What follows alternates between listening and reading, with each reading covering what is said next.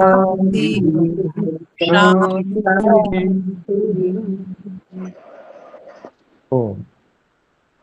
वैशेषिक दर्शन के पंचम अध्याय के द्वितीय आहनिक के 22 सूत्र या 23 सूत्र पढ़ चुके हैं संभवतः। 23 सूत्र पढ़ लिया है। हाँ, मैं गलत हूँ तो बता दीजिएगा। तो यहाँ तक अगर कोई प्रश्न है पूछना चाहता है तो पूछ सकते हैं।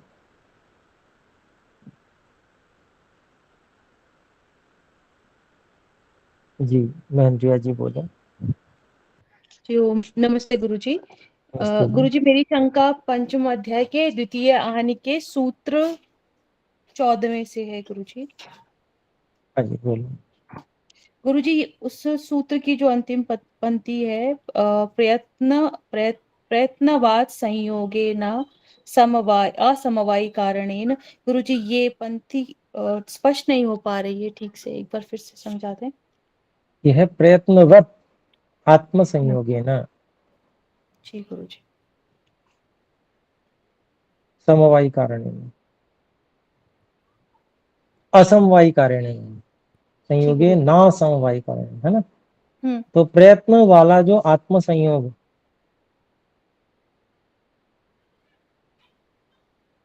जो कि असमवायी कारण है उससे तथा एव इंद्रियार्थ सन्निकर्षे संकल्प रूपम इंद्रिय प्रेरणम अपि मनसः कर्म भवति। तो यहाँ पर बताया गया है हस्तकर्मणा मनसा कर्म व्याख्यातम, मन के कर्म भी को भी व्याख्या कर दिया गया, समझ लेना चाहिए हस्तकर्म के समान। तो जो आत्म संयोग है असमवायी रूप, असमवायी कारण रूप जो आत्म संयोग है, और वैसे ही इंद्रियार्थ सन्निकर्ष संकल्प रूपम इंद्रिय प्रेरणम, और वैसे ही इंद्रिय और वस्तु या विषय के सन्निकर्ष होने पर संकल्प रूप जो इंद्रिय प्रेरण है वह भी मनसः कर्म, मन का कर्म होता है।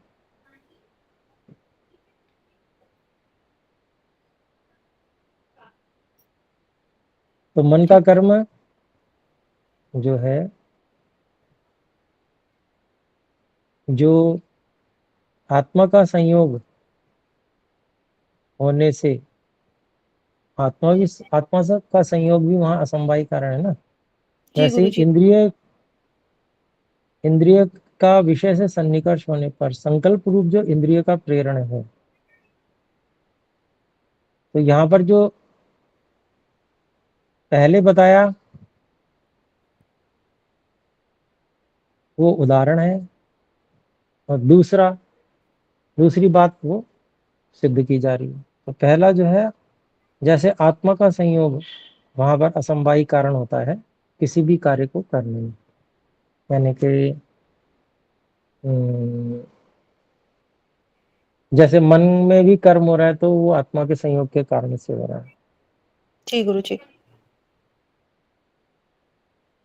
तो वैसे ही इंद्रिय के विषय के सन्निकर्ष होने पर जो संकल्प रूप इंद्रिय प्रेरण है वो मन के द्वारा कर्म होता है, मन कर्म करता है उस कर्म, मतलब उस संकल्प रूप कर्म को। मतलब जैसे कर्मेंद्रिय है या ज्ञानेन्द्रिय है, ज्ञानेन्द्रिय मान लीजिए किसी विषय से संयुक्त हो, तो इंद्रिया तो 5 है ज्ञानेन्द्रियों। जी। तो एक समय में मन एक का ही संकल्प करता है, जी गुरुजी। मतलब संकल्प रूप जो प्रेरणा है ना, हम्म। वो मन के द्वारा एक ही इंद्रिय के प्रति होती है।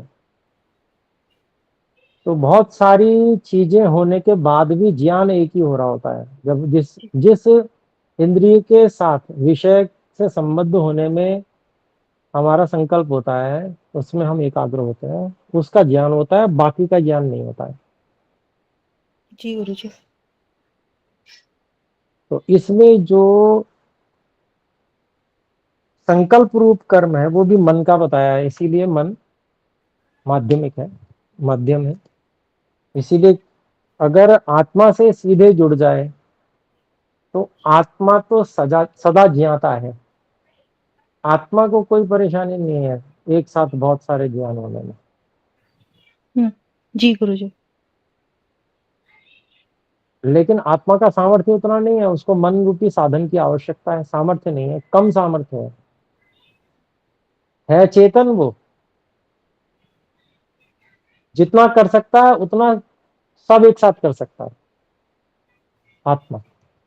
जी पर उसकी सामर्थ्य इतनी कम है कि उसको अपनी सामर्थ्य बढ़ाने के लिए मन रूपी साधन की आवश्यकता पड़ती है। तो मन रूपी साधन की जो आवश्यकता पड़ती है, तो मन की सामर्थ्य इतनी है कि वो एक बारी में एक ही संकल्प करके और एक ही इंद्रिय से संयुक्त होकर एक इंद्रिय का विषय से वो कराने के लिए कार्य कर सकता है, एक समय में एक ही से कर सकता है। मन की यही सामर्थ्य है, इसलिए जी। एक ही इंद्रिय से ज्ञान होता है, सबसे एक साथ नहीं होता। जी गुरु जी। ये यहाँ पर जी। मन का कर्म इस रूप में दिखाया गया। जी गुरु जी। अभी स्पष्ट हो गई बात बढ़िया से। गुरु जी एक शंका यहाँ पर और है, जैसे ये बात आपने पहले भी हमें कई बार बताई है योग दर्शन में भी, जो यहाँ पर मन का जो आत्मा से संयोग कह रहे हैं, तो वह अविद्या के ही कारण है, ऐसा ही हम समझेंगे गुरु जी?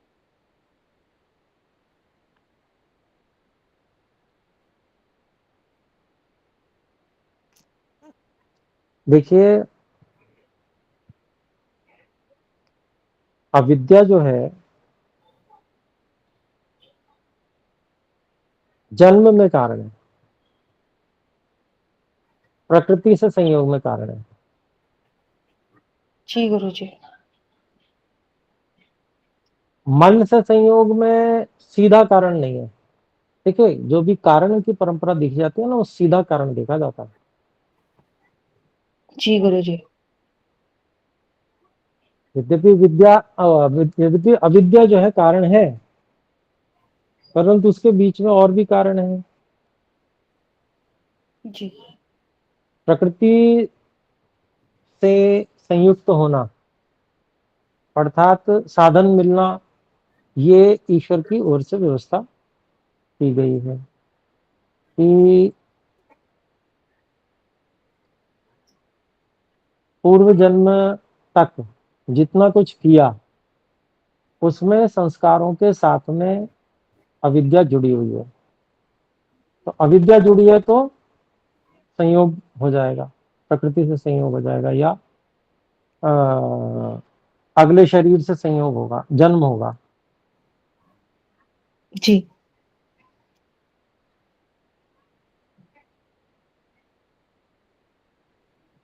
तो अगला अगला जन्म होता रहेगा। तो अगला अगला जन्म होता रहेगा तो मन से संयोग में,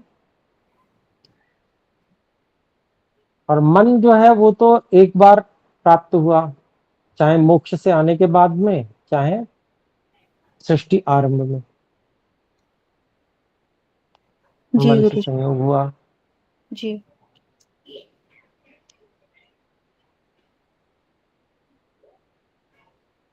मन से परमात्मा ने संयोग कराया।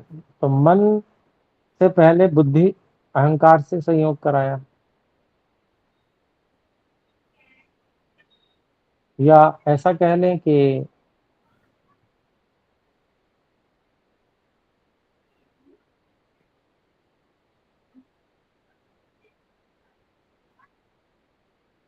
एक साथ बने बनाए जो है वो दे दिए परमात्मा ने साधन, या ऐसे कह लें कि बुद्धि बनाई तो बुद्धि बांट दी सबको, अहंकार बनाया तो अहंकार बांट दिया, फिर उससे मन और तन्मात्राएं बनाई तो फिर वो भी बांट दी।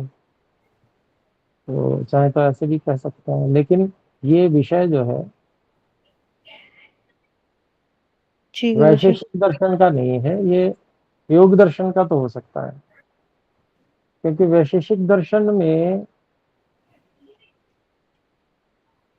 यहाँ तक अभी जितना हमने पढ़ा है, इसमें कहीं इस तरह की चर्चा आई है क्या आपको नहीं ध्यान में? गुरुजी, नहीं गुरुजी, हम्म? मैंने योग दर्शन के ही सूत्रों को पढ़ा था, वही ध्यान में आए, इसलिए फिर पूछा गुरुजी कि हमने अभी जो अंतिम हाँ सूत्र हाँ। किया था, तो तो वहीं वो से। देखिए, सभी चीजों के संयोग में अविद्या कारण है, तो सभी जी कह गुरु, सकते हैं। जी गुरुजी। और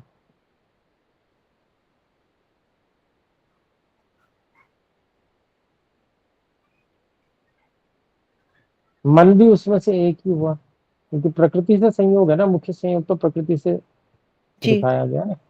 जी गुरुजी। तो प्रकृति माने प्रकृति से जितने साधन बने हैं उनसे संयोग हुआ है, जी गुरुजी। अविद्या के कारण से। जी, और फिर उसके बाद में शरीर मिला, स्थूल शरीर। सूक्ष्म शरीर तो पहले मिल गया, फिर उसके बाद स्थूल शरीर बार बार बदलता है। जी, तो मन को कहेंगे तो मन तो हमेशा साथ रहता है, नित्य है, एक सृष्टि तक। जी, तो जो नित्य है उसका कोई कारण होता नहीं, यहाँ तो मन नित्य जी गुरुजी। हाँ, है ना। जी गुरुजी, बिल्कुल। और जब हम दूसरे दर्शन में देखेंगे तो वहां पर फिर अविद्या को कारण मान लेंगे, बिल्कुल।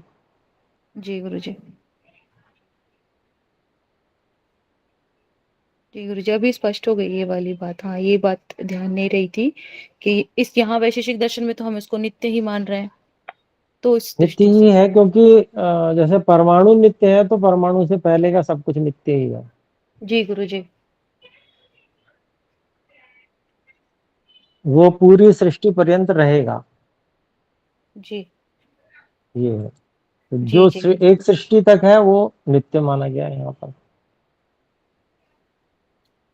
जी गुरुजी। अभी स्पष्ट हो गई ये बात।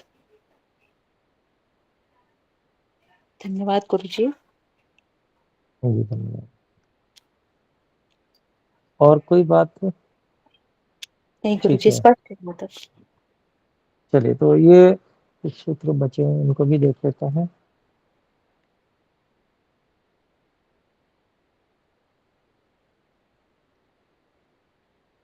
निष्क्रियाणाम समवाया कर्मभ्यो निषिद्ध। जो निष्क्रिय द्रव्य है उनमें कर्म तो होता नहीं है। और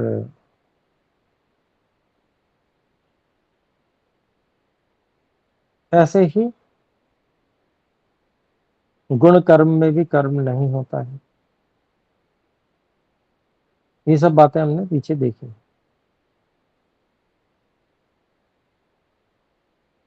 24वें सूत्र के लिए कहते हैं परंतु लेकिन कारणम तो असमवायिनो गुणाः।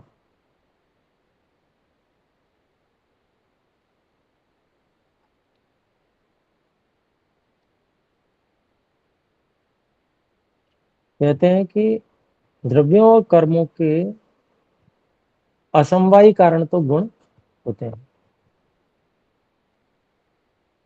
तो गुण असमवायी कारण होते हैं, यहां से पक्का हो गया हमारा, सूत्र में भी आ गया। ठीक है, तो इसका भाष्य को देखते हैं। निष्क्रियाणाम कर्मभ्यः, इसमें जो अन्वय किया है, गुणः तो असमवायिनः कारणम, है ना। गुण तो असमवायी कारण होते हैं। फिर निष्क्रियाणाम कर्मभ्यः समवायो नास्ति। निष्क्रियाणाम द्रव्याणाम, निष्क्रिय द्रव्यों का कर्म के साथ में समवाय संबंध नहीं है। तेन सक्रियाणि द्रव्याणि समवायी कारणनि कर्मणाम। इससे क्या आया, इससे ये बात समझ में आई कि जो सक्रिय द्रव्य हैं वो ही कर्मों के समवायी कारण होते हैं। निष्क्रियाणि द्रव्याणि गुणानां समवायी कारणानि गुणैः सह समवाय संबंधत्वात्।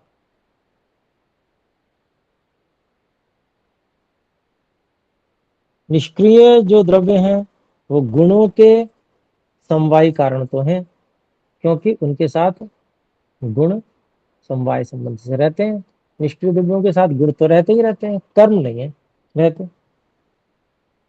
तो कहते उभयेषाम गुण कर्मणाम तदाश्रय भूतानि सक्रियाणि द्रव्याणि समवायी कारणानि। और दोनों का ही गुण कर्म दोनों के ही उन सक्रिय द्रव्यों के आश्रित हुए हुए जो गुण और कर्म है, सक्रिय द्रव्यों के आश्रित होते हैं जो गुण कर्म, तो वो उन सक्रिय द्रव्य जो है गुण और कर्म दोनों के समवायी कारण होते हैं। आगे कहते हैं निष्क्रिया गुणास्तु कर्म प्रति खलु असमवायी कारण संतु। निष्क्रिय गुण तो कर्म के प्रति असमवायी कारण होते हैं। द्रव्यम प्रति गुणम प्रति तो संति ही इति विवेक। और जो गुण है वो द्रव्य के प्रति और गुण के प्रति तो असमवायी कारण है ही, लेकिन कर्म के प्रति भी जो है असमवायी कारण होते हैं, क्योंकि गुण स्वयं भी निष्क्रिय है लेकिन फिर भी कर्म के प्रति वो असमवायी कारण होते हैं। फिर कहते हैं यथा, उदाहरण देते हैं, तंतु संयोगो द्रव्यस्य वस्त्रस्य असमवायी कारण। धागों में जो संयोग है, धागों में जो संयोग है, मतलब संयोग एक गुण है, तो तंतु संयोग है। धागों में जो संयोग है वह द्रव्य से वस्त्र से, वस्त्र रूपी द्रव्य का असमवायी कारण है। वो असमवायी कारण होता है। ठीक है, संयोग होता है तभी वस्त्र बनता है धागों से। फिर कहते हैं संयोग विभाग वेगाह शब्द से असमवायी कारण। संयोग विभाग और वेग, वेग शब्द के असमवायी कारण भी है। वेग के विषय में संदिग्ध है, संयोग और विभाग के विषय में तो संयोग और विभाग तो शब्द के असमवायी कारण होते हैं। संयोग और विभाग मतलब किसी चीज में कोई चीज संयुक्त होगी तो वहां शब्द उत्पन्न हो जाता है, किसी चीज को विभाग करते हैं वहां भी शब्द होता है, तो असमवायी कारण तो है। वेग में हो भी सकता है, कहीं नहीं भी। किसी जगह वेग होता है तो आवाज होती है, कभी कभी नहीं भी होती। सर्वत्र वेग में जो है आवाज हो जरूरी नहीं है। तो कहते हैं वाणे पूर्व दिशा विभाग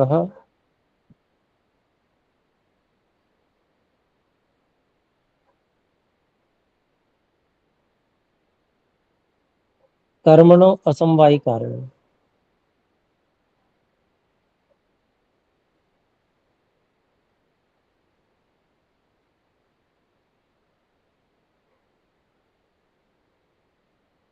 उदाहरण दिया कि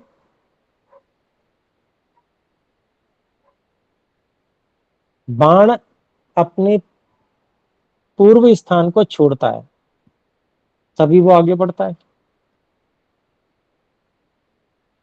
तो पूर्व स्थान को छोड़ना उसके मतलब विभाग हो गया ना, तो विभाग जो है उसके जो कर्म हो रहा है उसमें असमवायी कारण बन रहा है। यहाँ पर आपकी पुस्तक में वेग होगा, तो वेग को हटवा के पूर्व देश विभाग ये करवाया है स्वामी जी ने। और दूसरा उदाहरण ये हो सकता है कि कोई चीज टकराती है किसी से,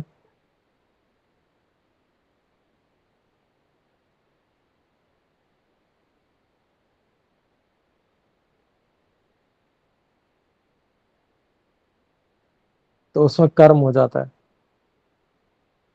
तो टकराने में संयोग हो रहा है ना, तो इसलिए संयोग जो है वो असमवायी कारण है कर्म होने में।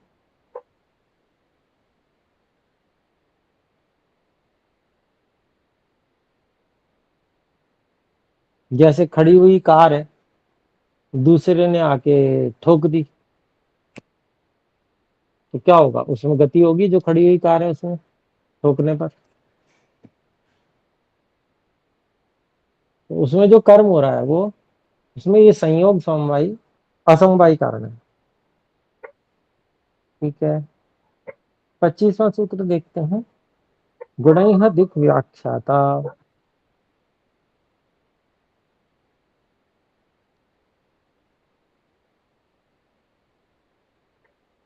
तो जैसे गुण होते हैं उन्हीं के समान दिशा भी समझनी चाहिए। मतलब क्योंकि गुण के आश्रित कर्म तो होता नहीं है, क्योंकि गुण आधार नहीं है।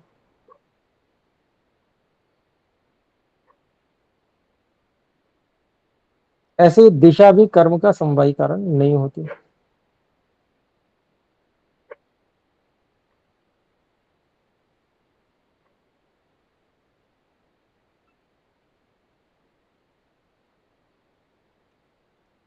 तो यहां पर देख लेते हैं। गुणैः तुल्या दिक् खलु व्याख्याता विज्ञेया। गुणों के समान दिशा भी व्याख्यान कर दी गई, जाननी चाहिए। कहते हैं गुणवत, अब यहां पर ये कटवा दिया स्वामी जी ने। गुणवत कर्म प्रति दिग् अपि असमवायी कारणम अस्ति। यहां तो ये कह रहे हैं कि गुण के समान कर्म के प्रति दिशा भी जो है असमवायी कारण होता है। उदाहरण दे रहे हैं, पूर्वस्यामुदितः पश्चिमाया पश्चिमायामस पश्चिमायाम अस्तम्भतः। पूर्व दिशा में जो उदय हुआ वो पश्चिम दिशा में अस्त हो गया। तो यहाँ पर तो ये मान के बोला जा रहा है जैसे सूर्य ही में गति हो रही है, कर्म सूर्य सूर्य में हो रहा हूँ। वो तो बैठेगी नहीं बात ना, गलत उदाहरण हो जाएगा। सूर्य तो गति नहीं कर रहा पृथ्वी के सापेक्ष, पृथ्वी ही गति कर रही है। तो कर्म वहां पर सूर्य में नहीं है, सूर्य में है पर वो कहीं किसी और के सापेक्ष है, आकाश गंगा के सापेक्ष है। लेकिन पृथ्वी के सापेक्ष जहां पर इसको अस्तम गतः कहा जा रहा है इत्यादि, वो वहां पर सूर्य जो है, सूर्य में कर्म नहीं हो रहा है, कर्म पृथ्वी में हो रहा है। तो दिशा का जो यहाँ पैमाना है वो गड़बड़ हो जाएगा, क्योंकि दिशा जो है वह सूर्य के आधार पर ही दिशा होती है। वही उदाहरण ले लिया, उसमें सब गड्ढमड्ढ हो गया मामला। तो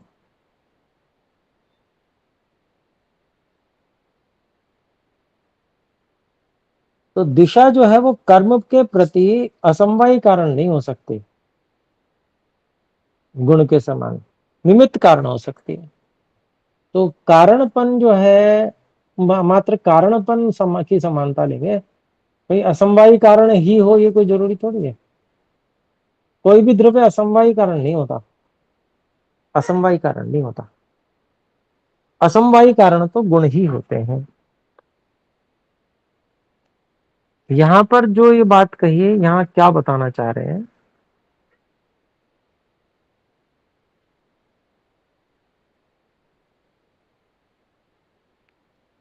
कि जैसे गुण में क्रिया नहीं होती, कर्म नहीं होता, तो गुण जो है वो, गुण में कोई कर्म नहीं होता, तो वो गुण भी कर्म का समवायी कारण नहीं है। ऐसे दिशा भी कर्म की समवायी कारण नहीं है। इस तरह से ले सकते हैं समानता।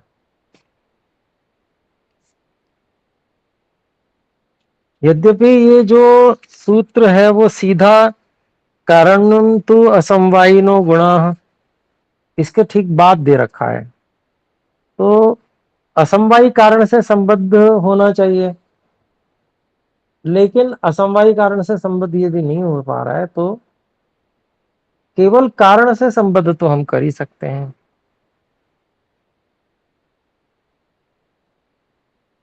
तो गुणों के समान ही दिशा भी कर्म में कारण तो बनती है, पर निमित्त कारण बनती है।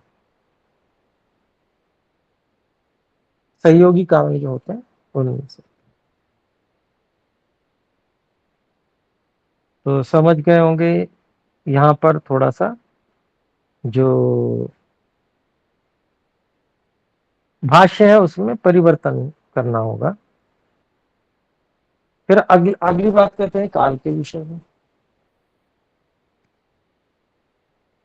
कारणेन कालः अथ कालः, अब काल के विषय में कारणेन कालः।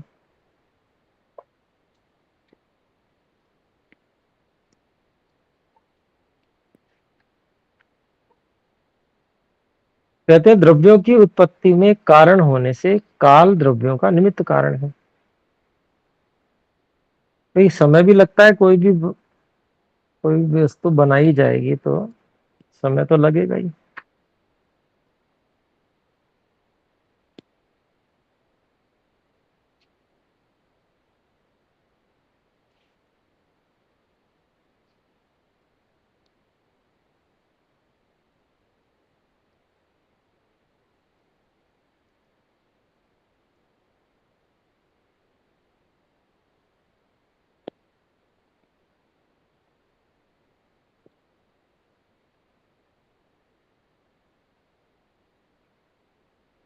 तो यहाँ पर जो बात कही है भाष्य में देख लेते हैं। कालः कारणेन प्रातः सायं मास वसंतादि कालः उत्पत्ति प्रभृति कर्मणः कर्मणस्य कारणेन कारणभावेन सिद्धो अस्ति। जो सुबह है, शाम है, महीना, वसंत आदि जो ऋतु हैं, ये सब काल है। वस्तुनाम उत्पत्ति प्रवृत्ति कर्मण, तो वस्तुओं की उत्पत्ति आदि कर्मों की क्रियमाण कर्मणश्च, और किए जाते हुए कर्मों का कारणेन कारण भावेन सिद्ध है। अर्थात ये समय जो है वो कारण के रूप में सिद्ध है। तो समय तो लगेगा, बिना समय लगे तो कुछ काम नहीं होता। तो कारण भावेन सिद्ध, कारण के रूप से सिद्ध है। प्रसिद्ध अस्ति, प्रसिद्ध है। तस्मात् स कारणम निमित्त कारणम अस्ति, इसलिए वो जो कारण है वो निमित्त कारण है। तस्य निष्क्रियत्वात् न भवतु समवायी कारणम, उस काल के निष्क्रिय होने से वो समवायी कारण नहीं हो सकता। निमित्त कारणम तो साक्षात अस्ति एव, निमित्त कारण तो साक्षात है ही। पुनः कारण शब्द उपादानात् कालस्य निमित्त कारणत्वम अभीष्टम। फिर कहते हैं जो कारण शब्द के ग्रहण किए जाने से काल का निमित्त कारणत्व कहना निश्चित है। उत्पत्त्यादि परिणाम तत्वात्, कि काल जो है वो उत्पत्ति आदि में जो परिणाम होता है, परिवर्तन आता है, उसका निमित्त है। समय लगेगा तभी कोई कार्य होगा। तो निमित्त कारण काल को माना गया, और दिशा को स्वामी जी यहाँ पर कह रहे हैं असमवायी कारण के रूप में, पर वो भी निमित्त कारण के रूप में ही माना जाएगा। तो ये हमारा पंचम अध्याय का द्वितीय आहनिक पूरा हो गया।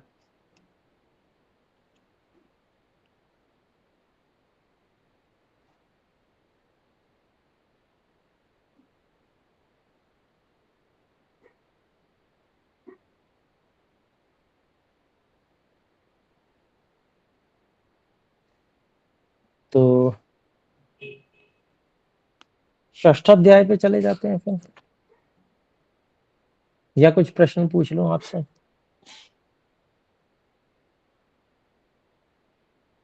नहीं आएगा तो मैं बता दूंगा।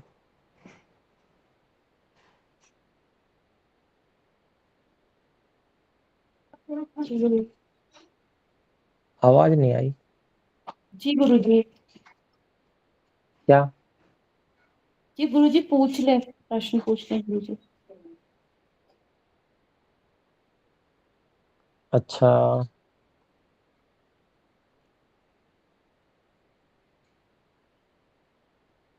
तो कहाँ तक आपकी तैयारी है वहां तक पूछ लेता हूँ। अपना अपना बता सकते हैं, भाई आशीष जी हैं, रिया जी हैं, और भी जो कहना चाहते हैं अपनी ओर से। गुरु जी मैंने 13वें सूत्र तक ही अभी स्वाध्याय किया है गुरु जी। कौन सा? 13वां? 13वां सूत्र जी गुरु जी। हम्म। और आशीष भाई जी?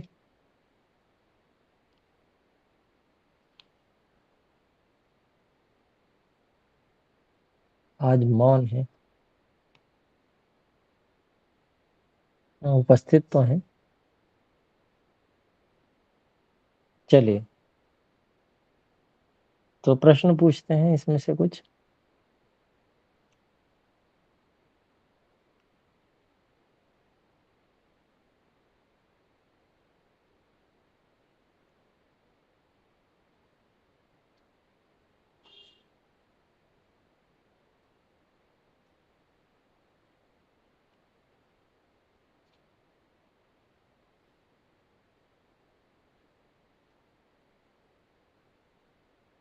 जी, तो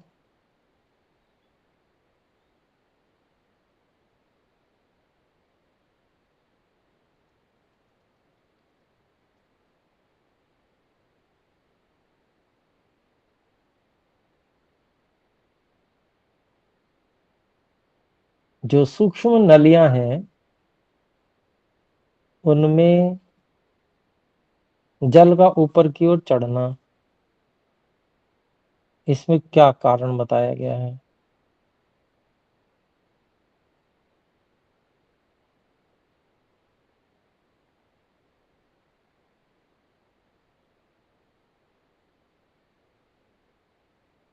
सूत्र संख्या 5 और 6 में इसका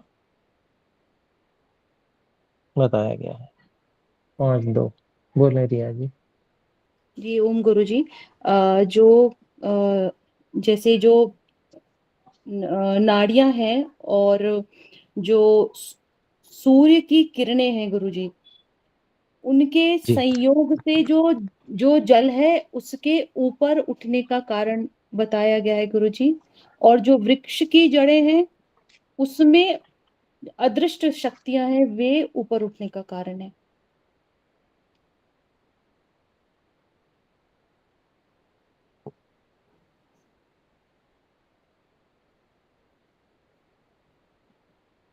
ठीक है।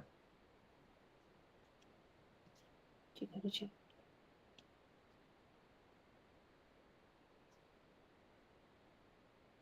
तो वायु से विशेष प्रकार का संयोग है,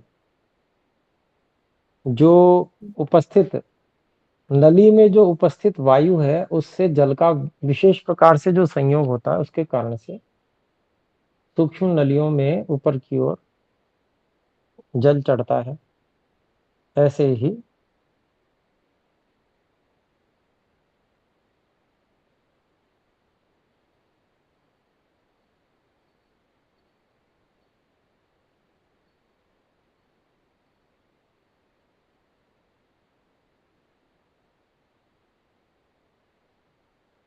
अच्छा, ठीक है, ये एक उदाहरण बन सकता है। अब जैसे आजकल के जो लोग हैं वो कहते हैं कि हर चीज में जीवन है, पत्थर में भी जीवन है। आपने सुना होगा। जी गुरु जी। किसने किसने सुना है? बहन रिया जी आपने सुना है, और भी किसी ने सुना है? गगन जी ने भी सुना है। ठीक है, तो देखिए, वायु का प्रवेश सर्वत्र है, पर उसको श्वसन कहा जाए या नहीं, इसका निर्णय कैसे करेंगे? भाई लोग तो पत्थर में भी अंदर वायु जा रही है, इसलिए वो कह रहे हैं पत्थर में भी श्वसन हो रहा है, उसमें भी ऑक्सीजन, वो भी ऑक्सीजन ले रहा है, इसलिए उसमें भी जीवन है। भाई यही कारण बताते हैं, या और कोई कारण हम में से किसी को ध्यान में आ रहा हो तो वो भी बता सकते हैं। तो क्योंकि बात खुलेगी ना, जितनी बात खुलेगी उतनी ज्यादा बात समझ में आएगी। मुझे तो अभी तक यही समझ में आया, लोग क्यों, वैज्ञानिक लोग भी कह रहे हैं, कोई इसी तरह के मतलब थोड़े से हैं तो अधूरे ही वो लोग, लेकिन वो इसी को आधार बनाते हैं कि भाई श्वसन हो रहा है। क्यों? कि भाई वायु उसमें भी जा रही है, वो भी वायु ग्रहण कर रहा है, वहां भी परिवर्तित हो रही है वायु, तो इसलिए उसको उसमें भी जीवन मानिए, वो भी जीवित है, पत्थर भी। तो आप क्या उत्तर देंगे?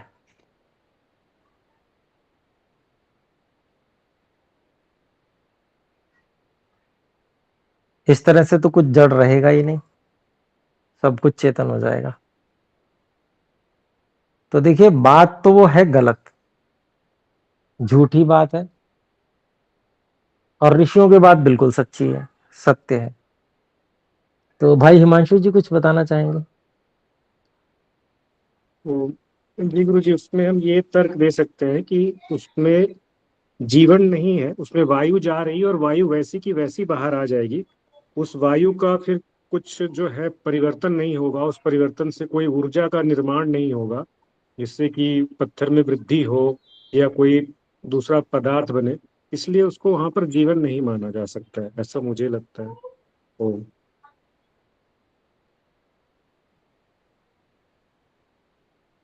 जी, तो देखिए कुछ कुछ बात ठीक है आपकी, इसमें भी वो लोग कहते हैं नहीं जी, वायु जाती है कुछ ना कुछ बदल के आती है। और देखिए कोई भी चीज, किसी भी चीज से कोई चीज स्पर्श होगी तो कुछ ना कुछ रिएक्शन होगा, थोड़ा बहुत परिवर्तन भी होगा। अगर वो सूक्ष्म परिवर्तन को देखेंगे तो कहेंगे वो ये भी परिवर्तन तो हो रहा है। तो कुल मिला के बात यह है कि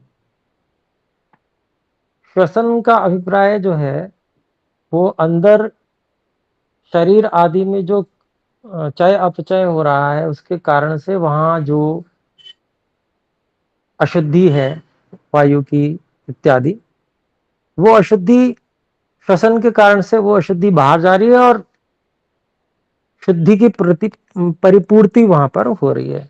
ये बात बिल्कुल सही हिमांशु जी ने कही, वहां पर कोई पूर्ति नहीं हो रही ऐसी कि भाई कहीं कहीं कुछ कमी हो गई हो जिसकी पूर्ति हो रही हो, वहां केवल एक रिएक्शन हो रहा है।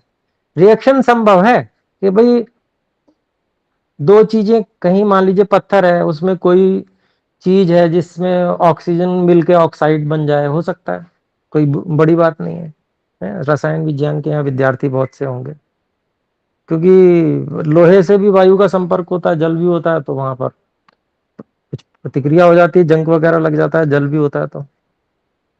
तो भाई ये तो संभव है, परंतु वहां पर किसी जीवन के लिए वो नहीं हो रहा, सामान्य रूप से रासायनिक क्रिया हो रही है। अब जैसे वृक्ष में जो जल का ऊपर की ओर चढ़ना है, जल का अवशोषण, और जो भौम रस हैं उनका अवशोषण हो रहा है, जिसका जिसका कि परिपाक होकर फिर वृक्ष में निर्माण कार्य होता है, जो आपने भी कहा भाई हिमांशु जी ने। तो उसमें तो जीवन है, क्योंकि वहां श्वसन भी हो रहा है और रसों को ऊपर की ओर लाया भी जा रहा है, खींचा जा रहा है।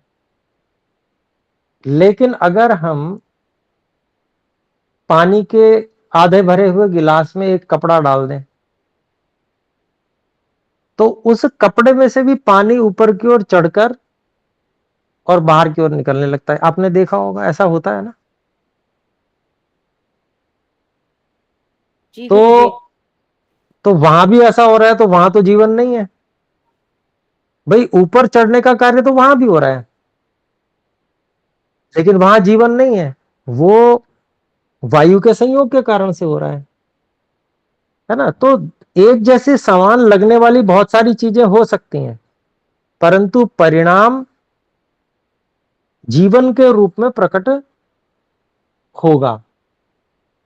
बहुत सारी चीजें जहां पर, जिसको हम कहेंगे कि भोग हो रहा है, वो व्यक्ति भोग भोग रहा है, वो भोग पत्थर में नहीं है। क्रिया प्रतिक्रिया हो सकती है, रासायनिक क्रिया हो सकती है, परंतु भोग नहीं है। इसीलिए यही जड़ और चेतन में अंतर है। तो जो लोग ये कहते हैं उनकी बात ठीक नहीं है, गलत है उनकी बात। चलिए अभी हमारा फिर अभी चर्चा का समय हो गया, तो अभी विराम करते हैं। आइए मिलकर एक बार ओम का उच्चारण करें। गगन जी, आपका पिछली बार प्रश्न रह गया था। आप प्रश्न पूछते नहीं है, आरंभ में ही पूछा करिए, आप लिख लिया करिए, ठीक है। जैसे बहन रिया जी पूछती हैं ऐसे ही पूछा करिए। अभी समय हो चुका है तो अभी हम और आगे नहीं बढ़ा सकते, अगली बार पूछिएगा। एक बार ओम का उच्चारण करें। ओ